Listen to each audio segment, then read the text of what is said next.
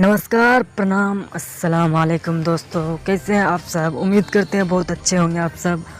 और हम मतीउर रहमान आप सब के लिए न्यू भोजपुरी सॉन्ग का सबसे अपडेट पहले ले आया हूं। तो इस वीडियो के माध्यम से शुरू से लेकर एंड तक बने रहिए। और हमारे वीडियो में अगर नए हैं तो हमारे चैनल को दिल से सब्सक्राइब कर लाइक कर दीजिए, ताकि हम इसी तरह की भोजपुरी के हर अपडेट लाते रहते हैं।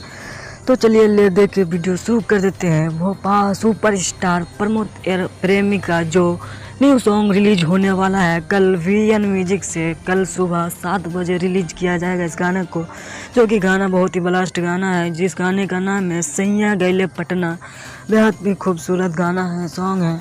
तो इस गाना को ज़्यादा से ज़्यादा आप सब चेकआउट कर सकते हैं। बहुत ही अच्छा सॉन्ग है। इस गाना को प्रमोद प्रेम यादव ने अकेले मिलकर गाया है। बहुत ही अच्छा सॉन्ग है, जो कि कल 7 बजे रिलीज किया जाएगा 8 नवंबर को। तो आप सब ज़्यादा से ज़्यादा इस गाना को चेकआउट कर सकते हैं। और बहुत ही अच्छा सॉन्ग है। और इसी तरह का अपडेट पाना चाहते हैं तो ज़्यादा से ज़्यादा हमारे चैनल को सपोर्ट करें एंड सब्सक्राइब करें और वीडियो जाके चेकआउट करें। और वीडियो अच्छी लगी तो ज़्यादा से ज़्यादा कमेंट करें, शेयर करें एंड लाइक करना ना भूलें, क्योंकि भोजपुरी के हर रिलेटेड खबर लाते रहता हूँ। बहुत ही अच्छा सॉन्ग है प्रमोद प्रेम यादव का। तो आप ज़्यादा से ज़्यादा चेकआउट कर सकते हैं। जय